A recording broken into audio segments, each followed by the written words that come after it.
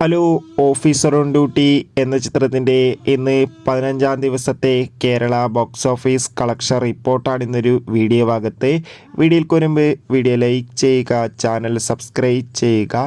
March April മാസങ്ങളിൽ അങ്ങോട്ട് ഇനി ധാരാളം ചിത്രങ്ങൾ OTT റിലീസ് ചെയ്യാൻ പോവുകയാണ്. നമ്മുടെ ചാനൽ ഭാഗം പരിശോധിച്ചാൽ നിങ്ങൾക്ക് ആ വീഡിയോയ്ക്ക് കാണാൻ വേണ്ടി സാധിക്കുന്നതായിരിക്കും.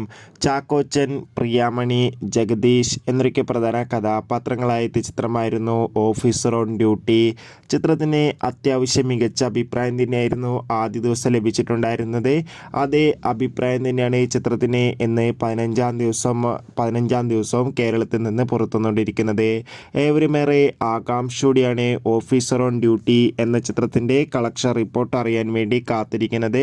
ഫൈനലി ചിത്രത്തിൻ്റെ 15-ാം ദിവസത്തെ ഏറ്റവും പ്രധാനപ്പെട്ട Kerala box office collection report പുറത്തുവന്നിരിക്കുകയാണ്.